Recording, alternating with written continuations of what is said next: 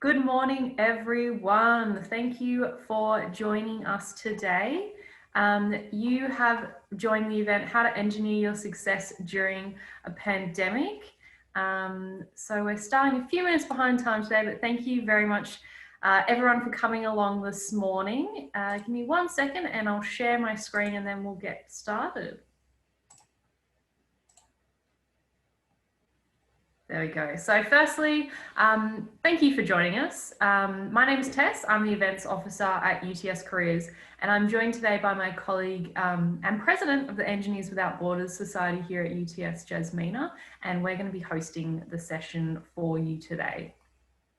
So firstly, I'd like to officially begin by acknowledging the Gadigal people of the Eora Nation, upon whose ancestral lands our campus now stands. I would also like to pay respect to the elders, both past and present, acknowledging them as the traditional custodians of knowledge for this land. Before we introduce the panel today, who's joining us today, Jasmina is going to let you know what you can expect in the next hour or so and give you some pointers on how to get the most out of this session. So I'll pass you on to Jasmina. Thanks, Tess. So the whole aim of this panel is to give you an insight into what the current engineering workplace are looking as a result of the pandemic. We want to provide some practical tips on how you can continue to gain relevant experience as well as your skill set and create beneficial professional connections that will all be beneficial to position yourself for success in what is rapidly changing. We got 4 main topics that our guests will be covering today before we open up questions to the audience and then finally wrap up the session with a quick feedback poll. So to help you get the most of today's session and to make sure that it runs as smoothly as possible, there is a few housekeeping that we want to share. So today's session is being recorded and will be available shortly after we wrap up at careersevents.uts.edu.au under the recorded sessions heading. Our panelists today will be giving a short presentation on one of these topics first and answering your questions at the end of the session. And we ask that you guys utilize the Q&A function at the bottom right-hand corner to ask any questions you might have. You may type your questions into this chat at any time during the presentation, and then myself and Tess will be reviewing and selecting questions to direct to the panel towards the end of the session during the open Q&A. If you'd like to direct your questions to a specific panelist, please indicate this when you type out your question. And finally, we ask that you participate in our short poll at the end of the session to provide us with some feedback on how we went and how we can make our next events even better. Thank you, Jasmina. So that's enough from us. Now I'd like to introduce you to the first of today's panelists. So I'd like to welcome Sophie. Sophie is currently the University Partnerships Manager at FDM Group. She has 14 years experience working in the tertiary sector with industry partners, managing graduate recruitment and early career initiatives. Sophie's going to be speaking to you today about ways you can prepare for the world of work and continue building your skills, which will assist you as you transition into the workforce in what is undoubtedly an uncertain time for many of us at the moment, and indeed for most engineering industries at the moment. So I'll stop sharing my screen and I'll hand you over to Sophie. Thank you. I'm going to start sharing my screen. So everybody cross your fingers for me because this is the nerve-wracking part around is it all going to go smoothly in this wonderful world of tech? So I'm going to zoom from the beginning. Here we go. Yay. So hopefully that's all coming across clearly to you. Thank you so much, Tess, for the wonderful introduction. And Jasmina, fantastic job. What an incredible interns UTS has. That was very professional. Thanks, Jasmina. So yeah, I have 10 minutes and I have so much I want to tell you. And that's just me. I just always want to tell you so much. So I'm going to try and zoom through the content of what I want to tell you today. And hopefully you have some questions at the end. But I have a lot of experience in connecting grads with employers. And I've just landed now working for an employer on the other side of the fence. So I used to work in universities. I'm now working for an employer on the other side of the fence in 2020, unprecedented times. And I've witnessed a lot of change. And I've got some really important messages that I want to share with you today to hopefully boost a little bit of confidence out there. Because I want us to be upbeat about this. I want to say, welcome to the brave new world. It is lots going on, lots is changing. But I think there's ways that we can harness, what's in our control, what's out of our control, what mindsets do we need to develop, what skill sets do we need to develop so that we can make the most of what's happening around us. So I just wanted to cover these brief topics.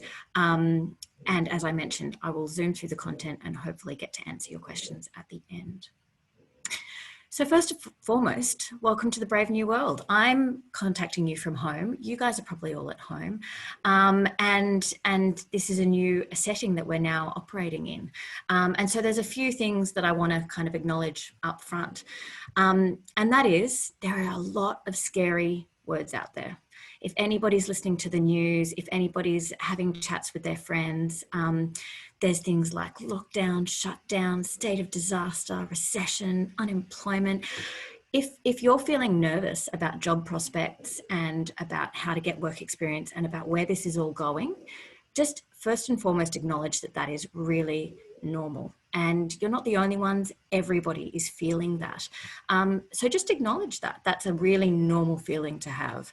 There are lots of scary words out there.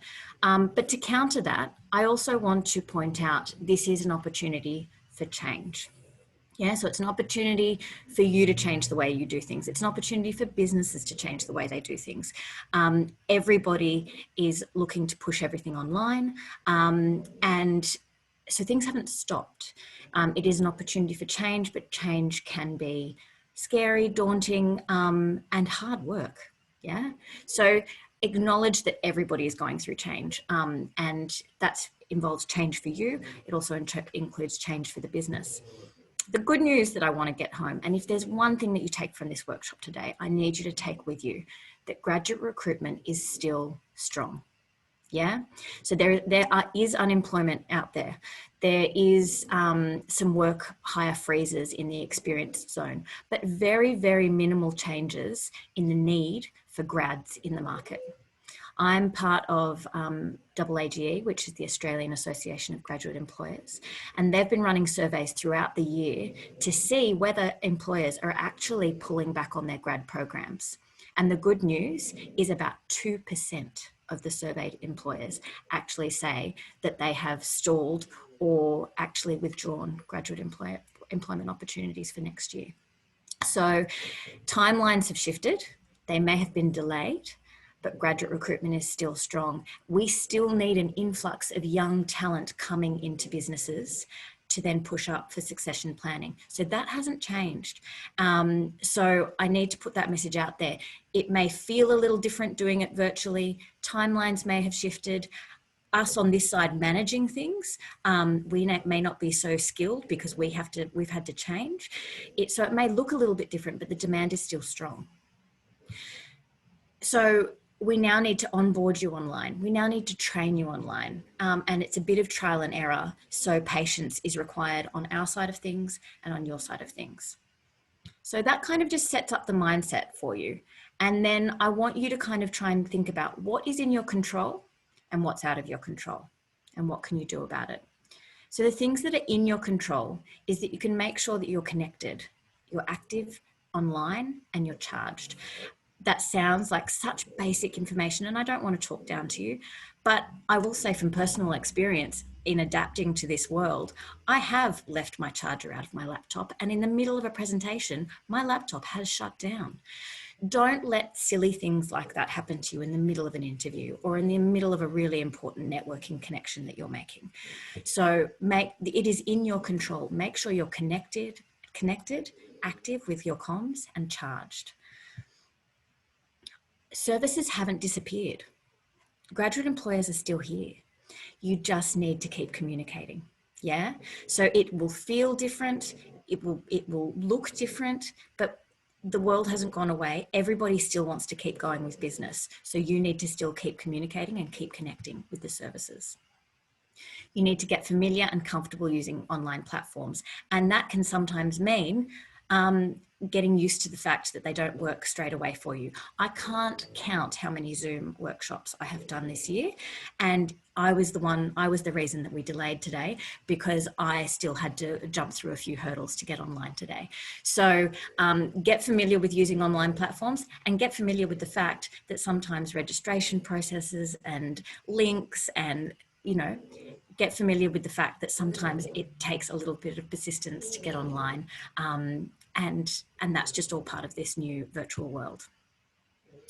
Try and set up a space where you can get some work done, whether that's study, whether that's research, whether that's prepping for interviews, whether that's actually delivering work if you're working online, and keep it boring. Keep it a really boring space where your focus is the person on the other side of that screen or the work that you're trying to get done.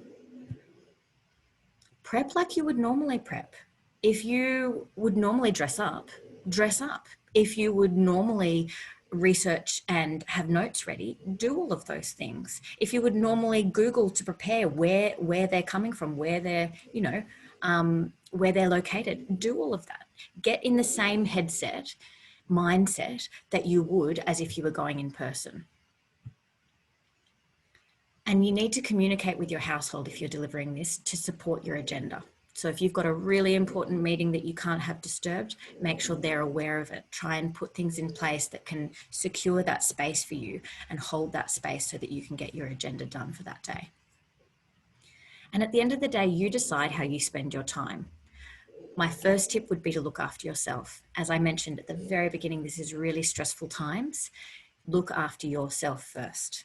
Understand that everybody needs to look after themselves first. Yeah. Then if you have some time, I would recommend upskilling, because there is some time to do that as well. So what's out of your control is unpredictable outages. You can't control those. Unpredicted activity around you that you haven't been able to control. How prepared the other party is using virtual communication. So remember, we're all new to this. So the other party might not be as prepared as you are. So you might have to have a little bit of patience. And the changing restrictions, guidelines, laws around what's happening out there, it means that you have to be responsive to that as well. So these are things that are out of your control. And if these impact your performance, then what you need to do is keep calm and communicate and explain what's going on for you. And I promise you, when it comes to graduate recruitment and it comes to connecting with employers, this is not going to affect you negatively. In fact, if you handle yourself with composure and you communicate well about what is going on around you, it will actually serve you well. And employers will be impressed by how you managed yourself through these uncertain times and through this unexpected activity. So this is an opportunity for you to shine, keeping calm and communicating. So mindsets and skill sets in times like these that are really in demand and have always been in demand, really, but more so now than ever. Employers are looking for people who enjoy a challenge. Why? Because we're in challenging times. We want to know that you have a problem-solving mindset. We don't want people who are going to sit on their hands and wait for people to come to them, particularly in times like this. We need opportunity seekers who are going to show initiative, who are going to hop online and look for opportunities. And guys, if you're here today, you've already shown that. Yeah. So well done you, and keep doing these sort of things. Keep showing initiative, keep showing up. Be curious about what's out there. Keep learning. We need you to be adaptable and resilient around what's happening, and being flexible in how you connect and deliver on what we ask of you. We need relationship builders.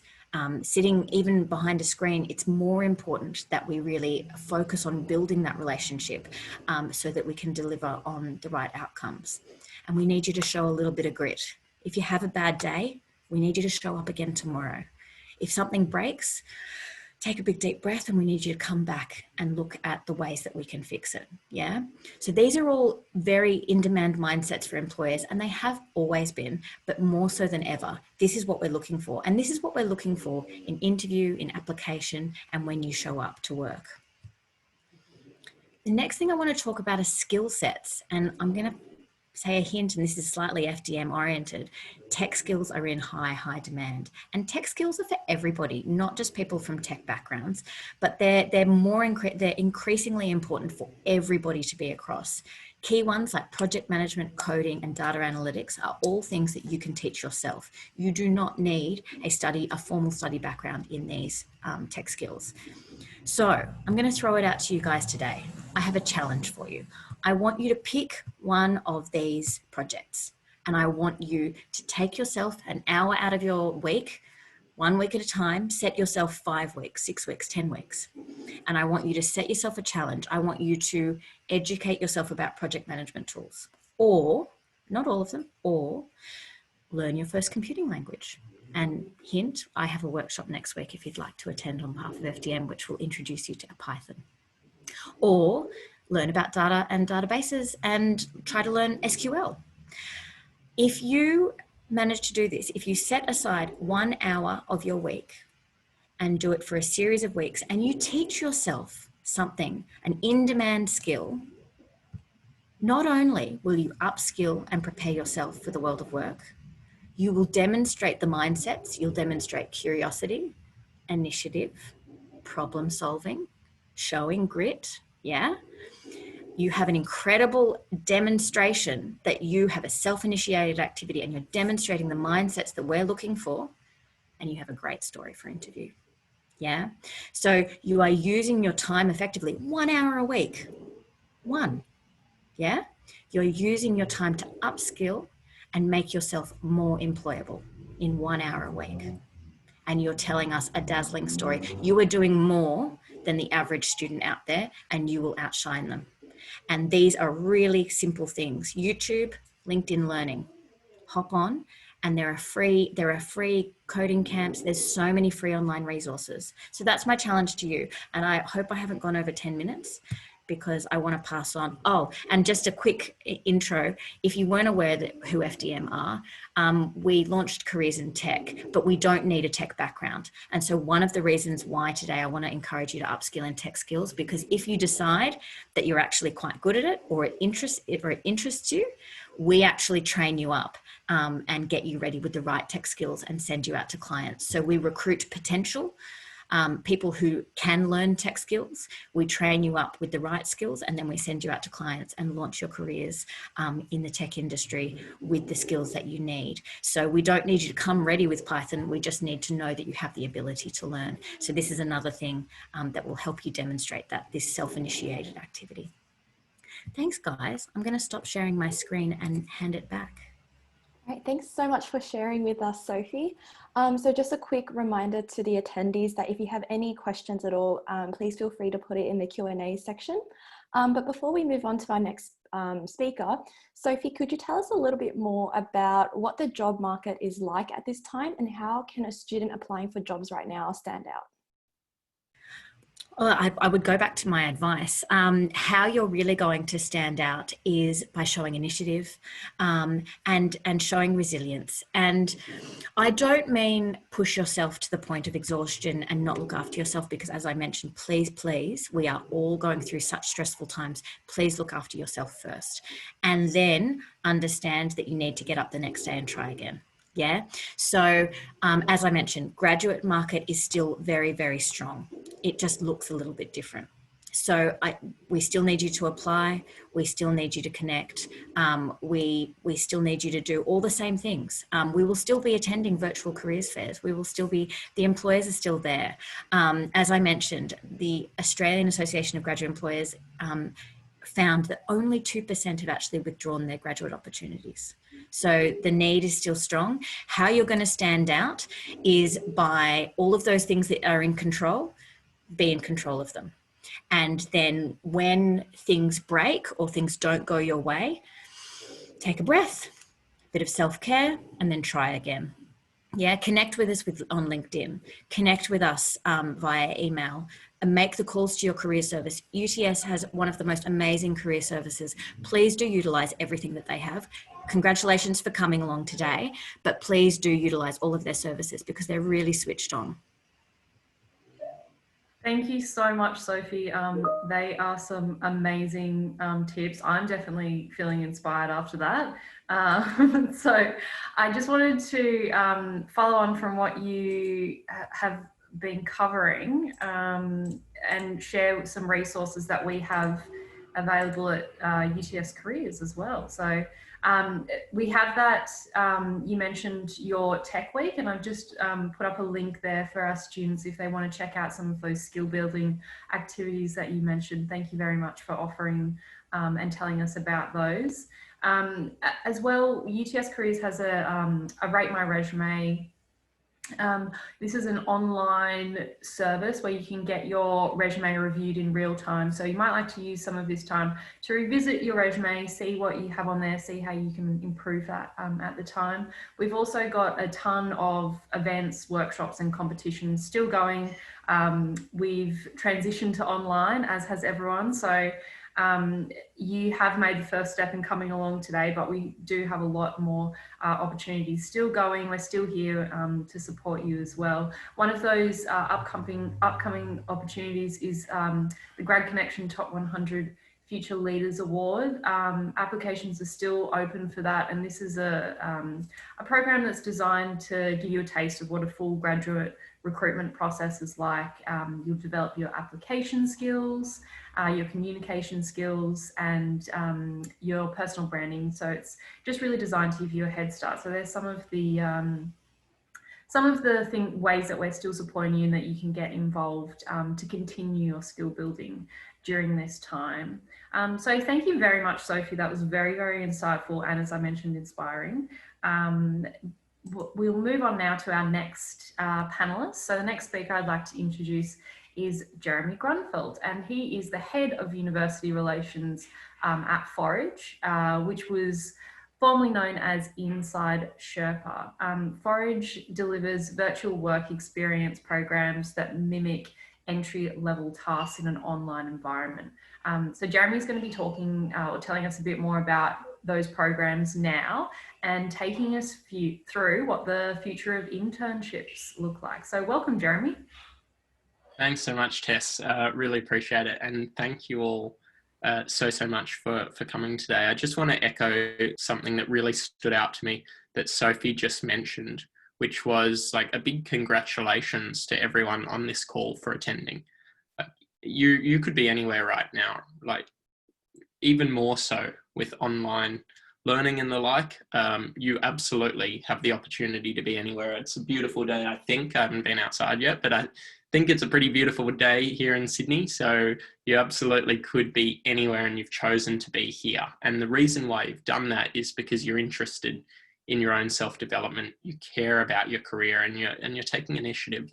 So you've taken a really enormous first step. So you ought to be really proud of yourself for doing that and acknowledge that not everyone would do that. You're in a select group or cohort of students that would actually take the time to invest in their future. And that really is something. And it is just an indicator that you are really, truly setting yourself up for career success. So well done. Anyway, that's enough backpatting, I should say, for the audience. And what I want to talk about today is the future of internships. As Tess mentioned, my name's Jeremy, and I am the head of university relations and student success at a startup called Forage. Prior to last week, we're actually known as Inside Sherpa, so you may have come across us under that name. And essentially, just to give you a bit of background as to who we are and what we do at Forage. Forage is an education technology company, and our mission is to ensure that every single student has access to valuable work experience opportunities that you can undertake at your own time, and in your, I should say, in your own time and at your own pace from the comfort of home.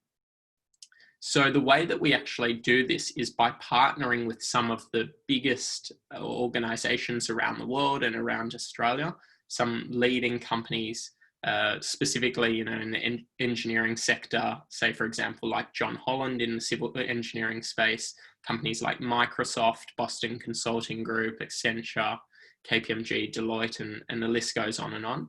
Currently, we partner with over 70 of the world's leading companies, and we get them to create free online training programs, which you can actually do at any time to actually experience exactly what it would be like to be an intern or a graduate employee at one of these organizations.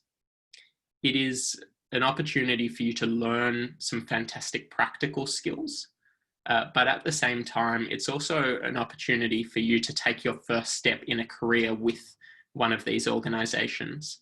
So it's a way for you to stand out and demonstrate your skills and also demonstrate your interest in pursuing a career with one of these organizations. So exactly as Sophie said, and I'm not going to really rehash this point because I think Sophie covered it incredibly well. You know, the graduate jobs, they are still there. You can look at the news and you can hear or see what you see in the papers that say, you know, we have mass unemployment and the like. But as Sophie said, the graduate jobs, the internships, they do still exist, and they haven't disappeared or dried up. So, you know, there still are opportunities for you to stand out and demonstrate that you are a star applicant when applying to these organizations. What I want the takeaway message from this session to be around the future of internships is that if COVID-19 has changed anything, it has changed what an internship looks like. While we may have historically had a pretty narrow conception of what an internship or what work experience may be, you know, traditionally in Australia, we thought about an internship or a work experience opportunity as being an in-person, say perhaps 3-month opportunity where you work one-on-one with a supervisor in person in an office, and learn direct from that particular individual. What we've seen with the pandemic is that our conception of what an internship is has broadened. So, you know, perhaps now that may have been stretched to include virtual internships. So an internship where you do work for a particular company, and you are paid by that company, and you actually do it from home. That is still equally valid as internship experience, and that is just adapting to the nature of where we are today, where we can't necessarily all be in workplaces and in offices. Another example of how the sort of idea of work experience or internships has spread is that programs like what we offer at Forage, virtual work experience programs, they have become much, much more common. So to give you a bit of data as to how common they have become and how frequently students are engaging in these programs, at Forage, since the pandemic started, we've had over 1 million students participate in the virtual programs on our platform. That's not just in Australia, but globally. So as you can imagine, this is a fairly this is quite a highly sought after experience amongst students, because students are starting to recognize that an internship can take many different forms, or work experience can take many different forms. And it's not necessarily about focusing on what form your work experience takes, but perhaps focusing on what skills you're developing through that experience, and how are you going to articulate those skills that you develop through that experience when applying for graduate jobs and other opportunities in the future. I might just take this opportunity to share my screen and actually just provide a bit of an overview as to, you know, what a Forage program looks like for students. I've pulled up this screen here because, you know, it is a UTS specific landing page. And this is actually part of your coursework in the Faculty of Engineering and IT, you know, should you wish to participate in it. So you can actually do virtual programs with leading companies as part of your experience at UTS. So your academics will be able to direct you to this resource should you wish to participate in these programs. And as you can see here, at Forage, we've actually sort of copied Netflix a little bit in the sense that we've got all the different tiles that showcase, different programs. Netflix, you click into a tile and it takes you to a movie or a TV show.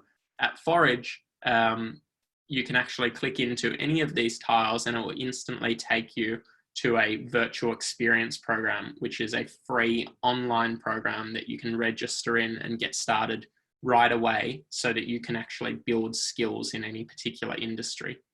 So say perhaps, amongst engineering students, I anticipate that there may be some of you that want to be able to get some experience in civil engineering on your resume. You can actually just go to Forage and in one click, you can click in and get started on a John Holland program. You can work your way through the program. You'll get a certificate of completion from John Holland.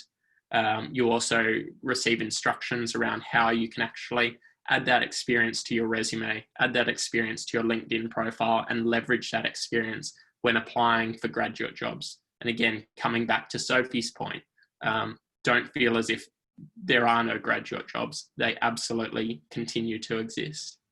Other industries that you may be interested in, again, just going off what Sophie has mentioned around some of the value and importance of tech skills. Some of the programs that are available, you can experience what it's like to work at a startup or gain technology consulting skills direct from Deloitte. Build cybersecurity skills direct from ANZ. Build innovation and consulting skills from Accenture, or data analytics from Quantium, or software engineering from JP Morgan.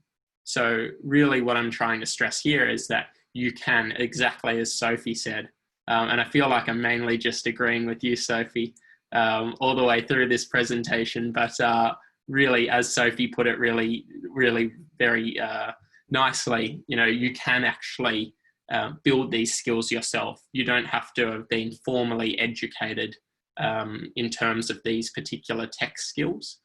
These are the sorts of skills you can build yourself. So just very briefly, so that I don't go over time, I'll jump into a quick program. I've picked the John Holland program, just given this presentation is to a cohort of engineering students. So once you've clicked into a particular program that you're interested in, you can see a bit of information about why you might want to join the program. You can actually hear from one of the senior stakeholders at the organisation. So Jane, who's the Chief People Officer at John Holland, explains why John Holland is offering this program for students.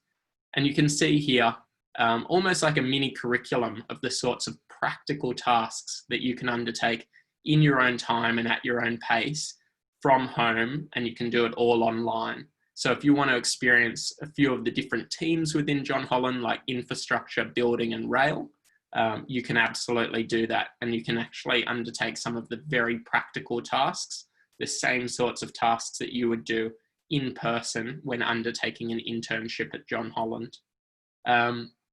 So that's really, what these virtual programs look like. As I said, certainly I'm not suggesting that these are the only, this is not the only future of internships. Really what I'm trying to suggest here is that the future of internships is a broader conception of what work experience looks like. It is seeking to go beyond just looking for an in-person opportunity for a certain period of time that runs just over the summer months. It's about thinking more broadly, how can I leverage skills and how can I build skills, and how am I going to articulate these skills when writing a cover letter, when adding them to my CV, or when applying for a future job or undertaking an interview. So that's really all I wanted to touch on today.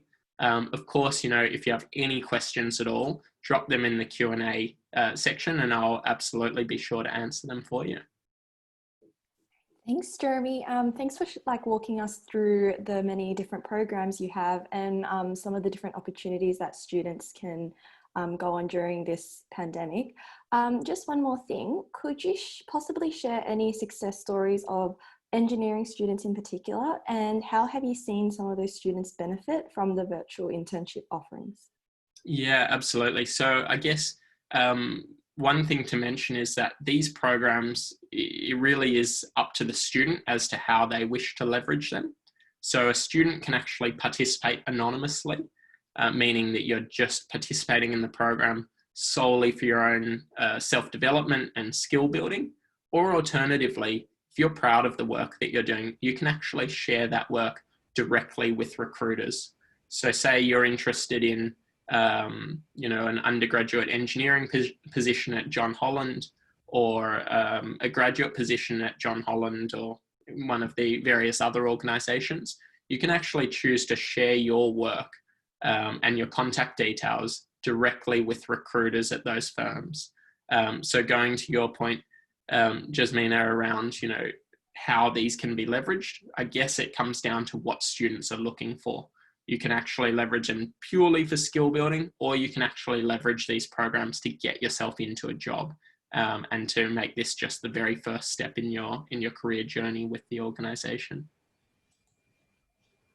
Thank you so much, Jeremy, for sharing your insights with us. It's really exciting to see some of those programs as well that are available to our students, and see how they can use them on their career journey. I have just popped up some more links for you. So if you'd like to check out some more virtual internship opportunities, there's the Forage site up there for you to go check out. If you're interested in any more advice, guidance on internships, if you're unsure, you can head along to interns.uts.edu.au, where you'll find advice and guidance. And we've also got, if you head along to Career Hub, you also find a list of current internships and job opportunities. You can browse by opportunity type and interest areas on there. So just reflecting what our panelists have already shared, there's plenty of opportunities out there and they haven't dried up quite yet. So thanks so much for that, Jeremy. I'll now let Jasmina introduce our next panelist. Yep, so joining us now is Shani. So Shani started mechatronic engineering and biomedical science at UTS, graduating in 2017. So while studying at UTS, Shani completed internships with Saba Astronautics and Thales Australia.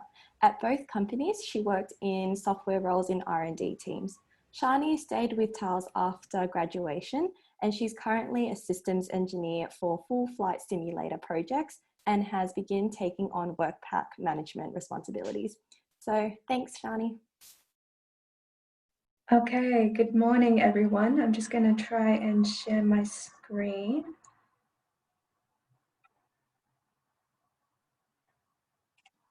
Okay, can you see my PowerPoint slide okay now? Okay, so I've just been asked as a recent graduate of UTS just to talk about some of my experiences that I've had as part of mentoring programs, and really just get you to think about becoming a mentee yourself, signing up for these programs, and where you can even find these programs to sign up for.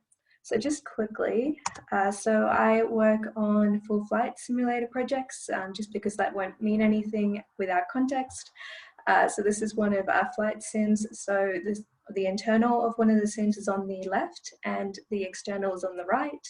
So they move around in 6 degrees of freedom and have visuals and actual cockpit equipment.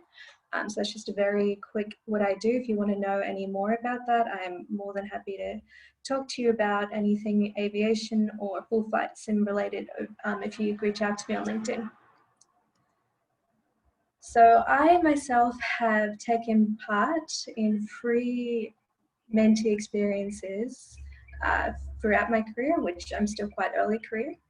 So the first was when I was an intern, and this was not through a formal mentoring program. So I essentially just set up a monthly session with my line manager and we would catch up once a month. It was very helpful, and we still do that still to this day. And then the second was part of the graduate development program that I did at Thales. When you do get into a grad program, a lot of them will have a mentoring program where they partner you with someone more senior. So I was partnered with the technical director of avionics at Thales. And the third time was through Aerospace and Aviation Australia's mentoring program for women. So I'm actually currently doing that right now. And my mentor is a manager at Airbus. So I've got really different things from all three experiences, and I'll go into that with you shortly. But why should you go and try and find a mentor program? So it's just been good because it offers you a supportive relationship that can help you grow. It's someone who will listen to you objectively and act as a sounding board and often guidance and support. What it's not going to offer you is a step-by-step guide on how to plan out your career. Someone can tell you how they went about their career, but everyone's different. So what it will more help is to help you focus your own personal development and professional development. It's not going to give you a plan, but it will help you just get where you're trying to go by yourself. And I think it's important too that it's not just for students. It's not something that you have to do right now or never again. I have had people who are vice presidents at work tell me about sessions they've had recently with their mentor. So it's something that you can have throughout your career. And I would encourage you to seek out mentors, not just at the beginning of your career.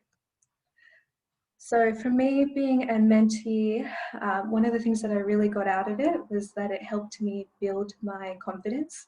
So for me personally, I really struggled to verbalize what I wanted to do with my career goals at the beginning of my career. And it really started holding me back. But then once I was able to sit down with my mentor, my line manager, and just say what I wanted to do, it made it so much easier from then on to tell people what I wanted to do. So verbalizing is very powerful. But then since after we communicated what I wanted to do in my career, we were able to sit down together and find experiences and skill building that I could do to try and get where I wanted to go. And it's helped me build my career a lot quicker than I think I would have been able to if I didn't have that mentoring experience. And it's also offered me another way to, if anything, having a mentor will give you an opportunity to connect and build your network. So my second mentor, who I had as part of the graduate program, because of that mentor-mentee relationship that we have, an opportunity came up later for us to work on a project together. So I've been helping on that project for a civil helicopter 1 day a week. So it's just, if you get nothing else out of it, it's an excellent opportunity to meet other people in your field. It helped me to understand my goals and different ways of getting there, because if you have a mentor who you're sitting down with and talking about what you want to do with your career, you can't just show up every day and not think about what you're doing, because you're sitting down with someone, and it just forces you to think, what am I actually doing with my career? What do I want? Grew my personal network, and also showed me different ways of thinking and things that I had not considered before, particularly with personal conflicts that I was having at the time. Also with mentoring, you're 40% more likely to achieve your goals when you write them down, and that goes up to 70% when you share them with someone else. And who is better to share that with than a mentor? So how can you find a mentor? So UTS offers a number of mentoring programs. So they do have the Lucy mentoring program for the female engineering students. I did find a few other mentoring programs on UTS's website, such as iMentors. I'm sure Jasmina will tell you about the UTS mentoring programs afterwards. But also, if you look within your industry and then see what professional societies are related to your industry. So for me, that was Aviation and Aerospace Australia. A lot of the societies will have mentorship programs that could help you in the industry that you're focused in. Or they can potentially, if you reach out to the head of the societies, connect you with someone who works in your area of interest. If you're already working in industry, I would encourage you to grab a coffee once a month with someone who you already have a pre-established relationship with. If you're not working, this can just be someone in your network who's achieved quite a lot, and you respect. It doesn't have to be this really formal thing. To begin with, mentoring, mentee relationships are all about building relationships and talking through things. So please don't feel like you have to wait until some formal mentoring program accepts you. You can start this right now with people in your own network. Okay, so once you do have a mentor, I've heard this from a number of students on the Lucy program that I have been involved with for the last few years. A lot of students in particular feel really nervous when they're having their first mentoring session and they've partnered with the technical director or the bid manager or something that sounds really important, and it's quite can be quite daunting for the students, but just relax. Anyone who has signed up to be a mentor, they want to be there and help you, and they will listen to you. They really aren't going to look down on you for being a student. They're going to be impressed that you took the time to try and grow yourself in this way. But it's also important that when you do go into a mentoring relationship that you know what you want from it. So I would, before you have your first session, just write down what you want from it, because you have to really define the goals for the mentoring relationship. Otherwise, the mentor is just going to not be able, they can start monologuing about their own career, but to help you, you have to understand what you want. And some of the best mentoring sessions that I've had was when I've written down specific questions beforehand. My mentors sent back more specific answers to the question in written form, and then we spoken through that what we've said at length. So with anything, being prepared really helps. And also, your mentor can't answer any questions you haven't asked. So if you really want to know how can I do project management better, please just come prepared with that. So they can help you with wherever you want to go, but you need to define that. And it's very important to communicate openly and honestly. Again, mentoring relationships are all about connection. And then throughout the relationship, you should just be learning, reflecting on what you said and using it to grow. So again, mentoring is a very powerful development tool. And during a pandemic, there are still many mentoring programs that are actively running. A lot of the mentoring sessions is now virtual currently. I'm in a mentee-mentor relationship with someone who is based in Queensland, where Airbus's head office is. So it's actually in many ways an opportunity to communicate with mentors who you would not be able to see face-to-face so easily.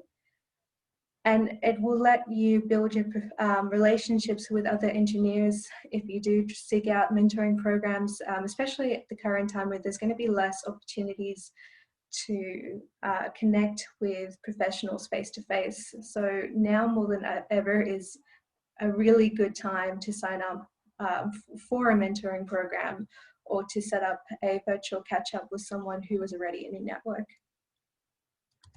Okay, so that's what I had today. So we'll see if we have any questions, but Jasmine, I'll hand back over to you. Yeah, thanks, Sophie. Yeah, it was really great hearing about your experiences and sharing those insights with us today. So I just have a question. What kind of topics should students engage with their mentor, and how can they maintain a meaningful discussion? I don't think there's any particular topics that you have to bring. It just depends what you need. So with that mentoring program that I'm participating in right now, so that was one for women. So I've never worked with another woman throughout my career. So a lot of the questions that I had for that were just about female leadership. So it really just depends what you want out of the mentor relationship. If it's just understanding what it means to be an engineer, which for a lot of students is often what they want to get out of it, then that should be what you base a lot of the initial discussions about.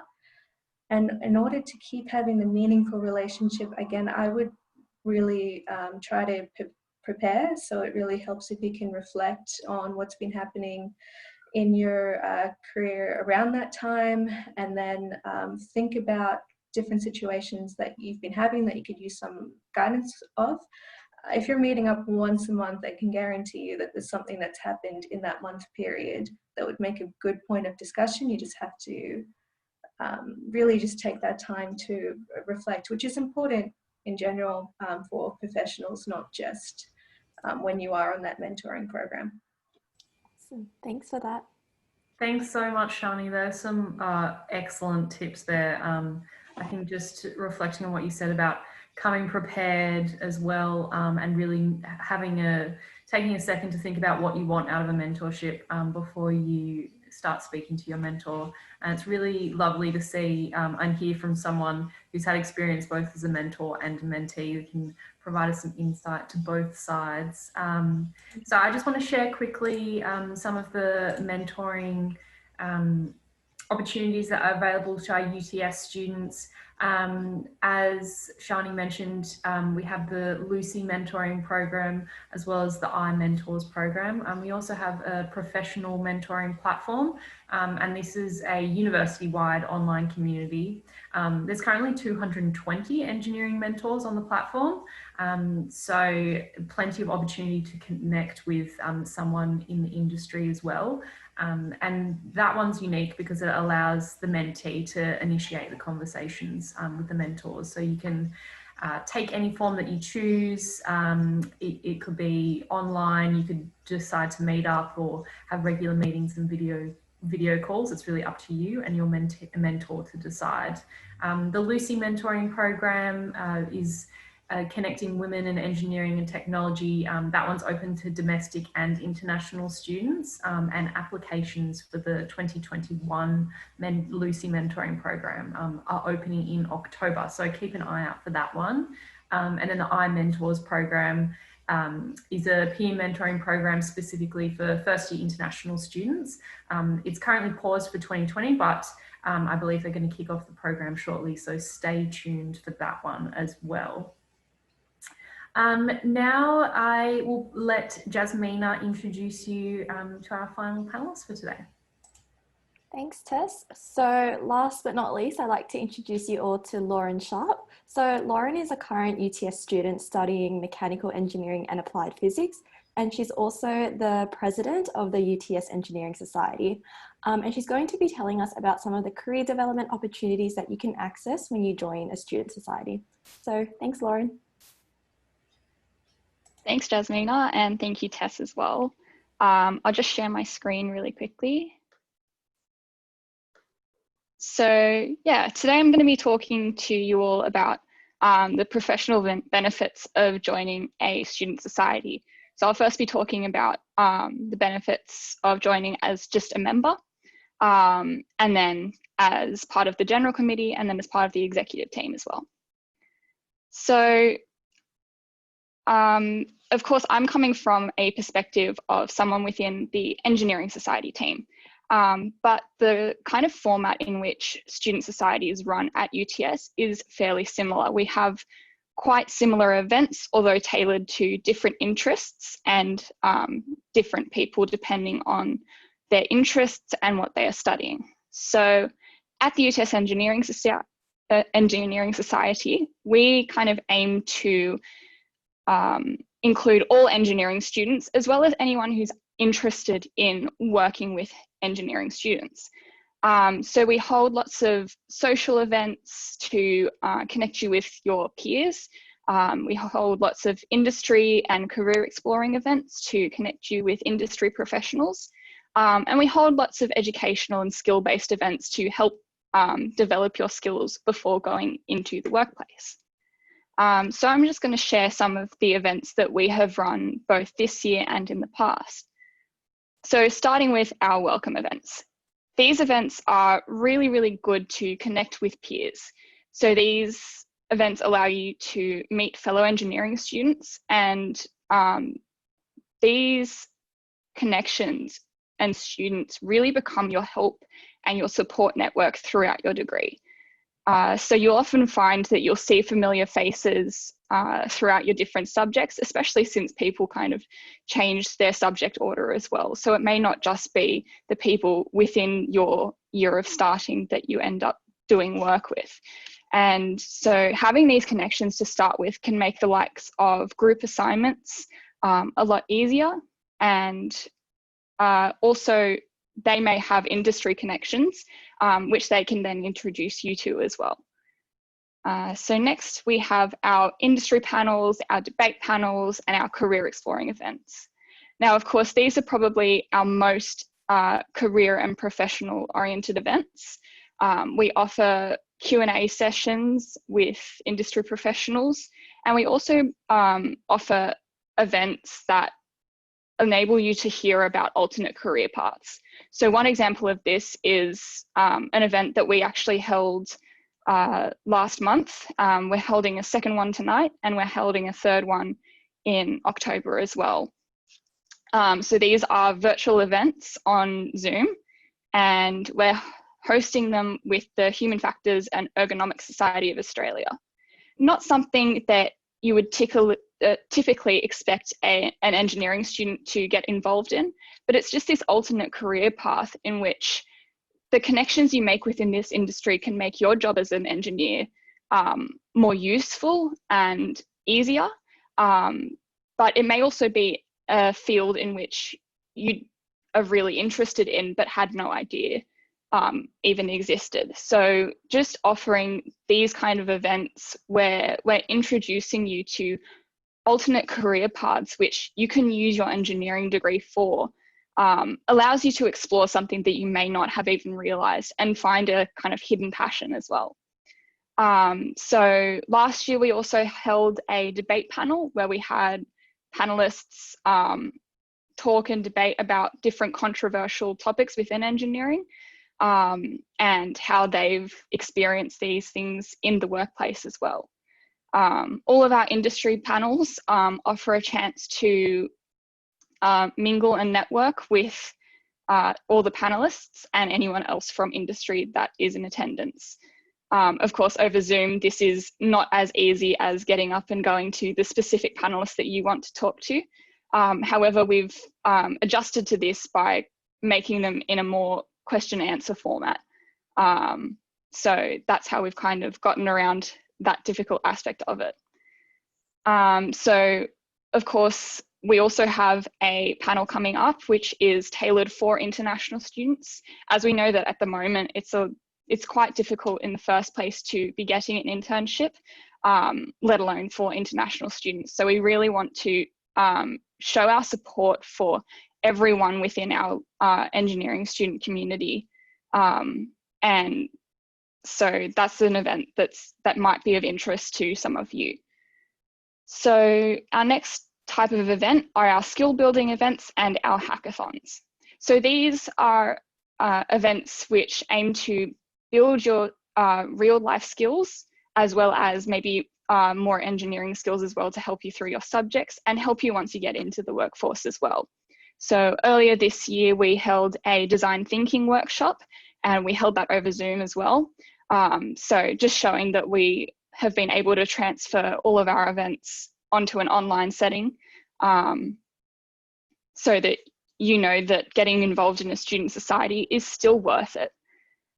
We also have in the past held hackathons, which are a 24 to 48 hour period where you're given a problem and you have to solve it and present your solution. So these hackathons often have prizes and give you important connections again to industry professionals. So of course we have our balls and our social events. These are again really good peer networking events, as well as a bit of a stress relief for your degree. And we have our first year camps as well, which give you the confidence at the very start of your degree to reach out and talk to other people. Everyone knows how daunting it is to go into university with people that you haven't met. It's an environment very different to school. You have to make the effort yourself. So these just kind of provide that safe environment with the executive team there to help you, just to really gain and foster friendships from the very beginning of your degree. So the last kind of event that we hold are charity fundraisers. This is a really good way to give back and have a bit of fun while doing it as well. It makes you aware of, you know, some of the not so nice things going on out there, and even more so now than ever. This is really, really important. So obviously it's not as safe for us to hold our usual sporting charity fundraiser event. So this year instead we are holding a merchandise charity event. So we're going to be selling some UTS Engineering Society merchandise, and with this we are putting some of the proceeds towards a charity of your choice. So we have 3 charities and you get to choose which one you want to donate your proceeds to. So that's what you get for being a member. Being a member can actually be really beneficial, contrary to a lot of people's thoughts. However, you have to put the effort in. So in doing this, you can just go to the Facebook page of any society on campus and you'll find a lot of events that they are running.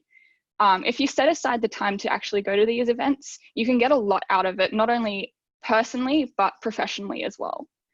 So then the next step would be to join the general committee of a society. Joining the general committee gives you kind of a taste of what you would do as an executive, a leader of the society, without the, I guess, complete responsibility of the job. So this might be ideal for if you really want to build up your leadership skills, your organization skills, your project management skills, without having to commit too much time to it. Most societies actually have a general committee. So I would really recommend, if you're interested in refining any of those skills, to join a general committee, or at least apply. The next step again would be joining the executive committee. Now, before I was an executive for the Engineering Society, I was part of the general committee. So that was in my 2nd year. Last year, I was the vice president, and this year I am the president. So, you know, you can really continue up the team, or you can just step out when you want to as well. Joining the team gives you a little family. And as well as that, it gives you really beneficial connections with other students, other heads of societies, and people from industry as well. So I've really gained and fostered some really important connections through being the president and vice president. And other people on my team have gone on to work for projects for people who we've had as panelists for some of our events. So it gives you a way of refining your leadership skills even more, as well as your teamwork skills, your communication skills, all the really big important skills that employers look for. So it's something that I would really recommend. It's a really rewarding experience, and you get really good at speaking professionally as well. So communicating in a professional manner. You have to answer to a governing board, the Activate UTS board, and make sure that everything that you are doing is in compliance with their rules and regulations. So this may be even just sending off a quick graphic for approval, to organising an event with their involvement, just to make sure that they are happy with everything that you're doing. So yeah, I'd really recommend joining a student society, whether it just be as a member getting involved, or going on and joining as general committee or executive committee. If you are interested in joining the executive committee, we are having our annual general meeting, as are most other student societies, very soon. So keep an eye out for the societies that you're interested in and their social media pages, because they'll be posting those events soon as well. Thanks. Awesome. Thank you so much, Lauren, for sharing all the industry opportunities as well as the benefits of joining a student society. I can definitely speak from firsthand experience that being involved in these society groups have brought really close connections and great experiences for me. So I was just wondering, what have you personally gained from being in a leadership position with EngSoc? So like, what are some of the transferable skills and how that might be applied in your career journey? Yeah, for sure. I think this year's an even better example of it than any other year. You know, I had obvious experience last year with being vice president, and so coming into the presidential role this year, I had a lot of plans, a lot of ideas for events. You know, I had previous years of events being organized and set up, so I was just going to, you know, keep those events running while introducing more industry events and focusing ourselves back into a more industry perspective. However, then COVID-19 happened and all of our events were cancelled, all of our funding was cut, everything was gone. So we basically had to start again from scratch. And I know this is exactly the same for every other student society as well. Now, this was a really big challenge because not only did we have about half to 3/4 of our team were new this year. No one had ever experienced anything like this before either. So it was trying to figure out what events we could do online, which ones were transferable. So we were able to actually hold educational workshops, and, you know, although we didn't get the best attendance, we kept our heads held high and kept planning for more events. So we held trivia nights, we held Netflix watch parties, kind of things that you could organize quite quickly at the last second. What this experience really showed me was how a team can band together in really uncertain and difficult times. So instead of kind of all falling apart, we were able to bring ourselves back together and say, okay, I know that we have our specific roles within the team, but if anyone has any ideas, let's go with it. And so that's exactly what we did. People were transferring between roles, dipping their toes into other roles, so to speak. And it was really wonderful to see. To be able to lead a team to work together instead of kind of falling apart was really eye-opening and a really good experience to gain these leadership skills that I would not have been able to gain anywhere else. It was a once in a lifetime opportunity.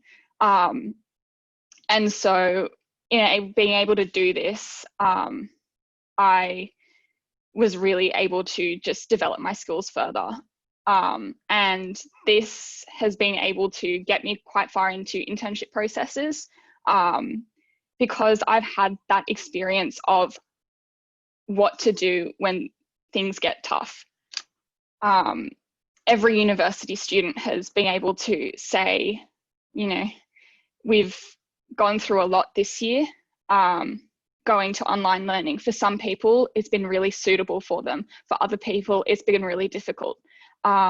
And so just to have a team to support you through that, if not just within your subjects and degree personally, but just people who are going through the same thing.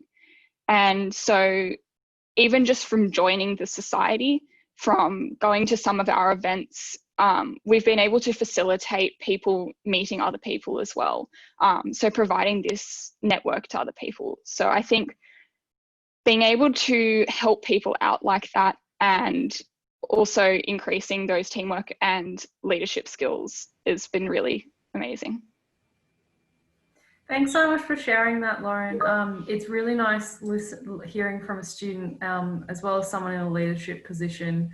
And I think it goes back to Sophie's point you mentioned about just having a moment for self-care. And I think joining a society and making those connections and heading along to some of the great events that you're hosting could kind of be a form of self-care as well, building your network at the same time, and you learn all these transferable skills without even realizing sometimes.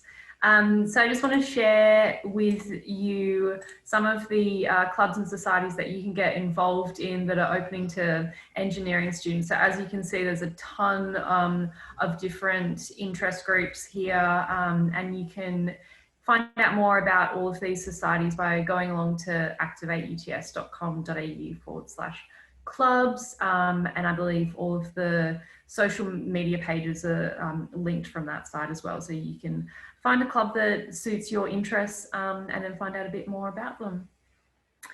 So thank you everyone for sharing your insights with us today. We're now going to be going into a Q&A session. So as we mentioned before, if you do have a question for the panelists, just pop it in the Q&A format down the bottom and we'll be taking your questions from there. If you did want to direct your question to one of the panelists, just make sure to identify which panelist you'd like to ask your question to. So go ahead and ask all your questions in that Q&A function and we'll be throwing them to the panelists for you. I'm just going to stop sharing again and we'll kick off our question and answer session today. We might just revisit the virtual internship subject and throw this one to Jeremy. We've got a question about the workload of some of the virtual internship opportunities and how students can balance this commitment with their studies. And Jasmina, Lauren, and indeed Shani, your experience of having done internships as well, if you might like to comment after this about how you managed to balance your internship with your studies. So take it away for us, Jeremy, first. That'd be great. Yeah, thanks so much, Tess. So in terms of the way that we've designed the platform and the programs, it is about trying to give students as much freedom as we possibly can. So for example, the programs do not have any due dates whatsoever and no deadlines, and the programs don't get taken down from the internet so that they're no longer accessible if a certain period of time passes.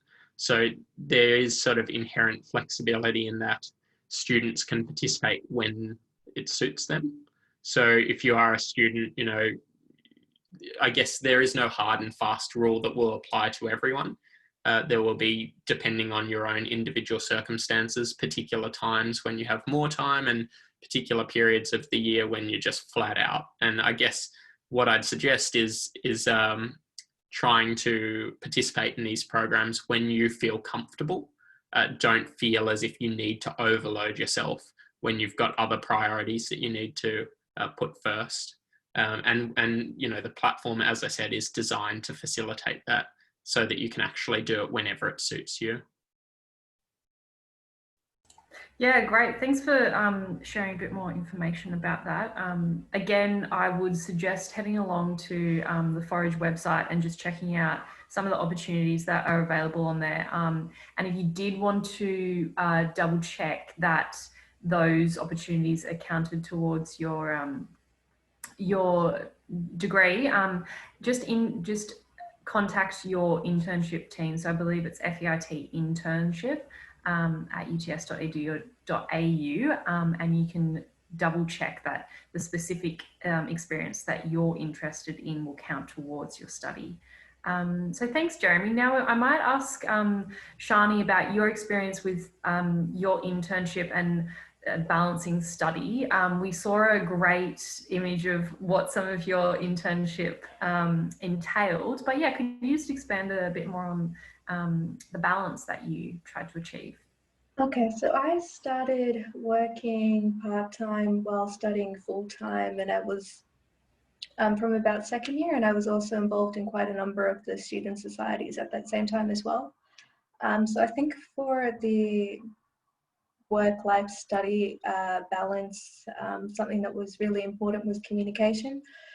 So I would always let my line manager know when I thought I was going to be a bit overloaded and would need a few days off from work in order to study, and the same with those student societies. If I had a lot going on, I would tell the other people in the team, because just like Sophie said before, it's really important to make sure you look after yourself first, because you don't want to make the mistake of trying to do so many things at once that you do everything poorly. So it's just very important, if you are trying to do that work, study, society load, that you make sure you take time out of some of those things when it's appropriate, so that you're meeting all your commitments, but not necessarily all at the same time all the time. Yeah, great advice there about choosing your priorities as well, and aligning yourself to what is important for you to achieve as well. Lauren and Jasmina, do you have any advice for our students who might be trying to balance internships with their studies at the moment, especially when we're learning in quite a different way at the moment? Yeah, definitely. So for me, I think it took me a while to understand where my priorities lie. So last year, I did a full-time internship with Macquarie, and I found that that entire process was quite intense, and it did require me to work longer hours past like 9 to 5 at times. And I think for me, I sort of had to understand the work-life balance. And because it was my first internship, I did feel that I had to try and put in all the effort into work and trying to impress my managers. But then that also did lead me to feel a bit burnt out and not really motivated to work. So I think also having that understanding of where work stops and life starts makes sense. And also it's definitely okay to say no to things sometimes, and asking for a break if you need to, because I think at the end of the day, like, your mental health does come first. Great advice there, Jasmina, and something that will need to keep at the front of our minds. I guess definitely why things are so uncertain and changing. Lauren, did you have any advice as well? Yeah, I mean, I can't say from an internship perspective personally, because I'm doing a double degree. I don't do the 2 6-month internships that people just doing a single Bachelor of Engineering people do. So I'm actually planning on doing a 3-month internship over summer. So that will be completely full-time and not during study. However, I have 2 jobs, as well as being president of UTS Engineering Society, on top of 4 subjects at uni, so full-time. So it is a lot to balance as well. But I definitely echo everything that both Shani and Jasmina said, and Sophie, in that mental health is so important. It's really important that you can prioritize, and personally, I've actually crossed out my availability for work for one of my jobs this week, just because I know I have an insane assignment load. And so it's being able to have that relationship with your employers to say, look, I'm really stressed at the moment. Can I just have 1 week off and then I'll be back to you?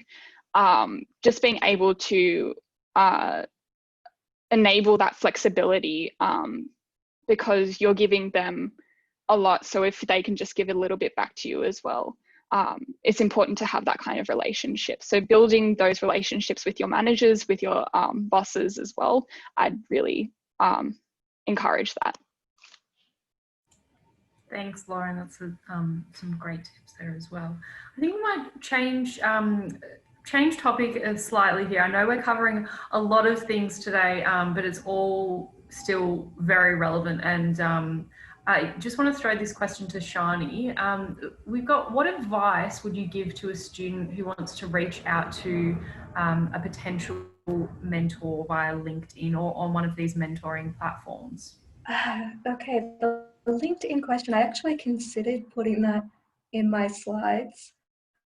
And then I did some research on it, and I found a lot of people advising not to do that, because people, when they try to find a mentor over LinkedIn just by going to pages, apparently they mainly go for very senior people who get a lot of these kind of messages, and then they feel a bit overwhelmed. Apparently Sheryl Sandberg in that Lean In book likened it to little birds looking around for their mother. So that's why I didn't put it in the slides. But that being said, I think if you were to target someone very early career, perhaps someone who was doing a graduate program that you want to apply for yourself, they're going to be a lot more open to telling you about their own experiences than perhaps if you go straight for the CEO of some company you want to work for.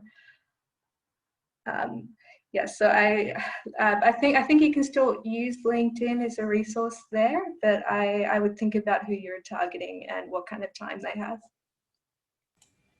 Thanks, Shani. It's a really good point. And I think the beauty of some of these platforms and programs that we have available at UTS is that the mentors are there and they really want to mentor and give back, and they're expecting to be reached out to as well. So like you said, when someone does enter into a mentoring relationship, don't be afraid, I guess, when you are reaching out, because the mentors really do want to provide guidance and advice to you. Sophie, I might throw this one to you. You mentioned some of those events that FDM is hosting next week during the Tech Skills Week. Do you have any advice on online learning platforms that you recommend to students who want to improve their technical skills? I would start really, really basic, and I would start with YouTube.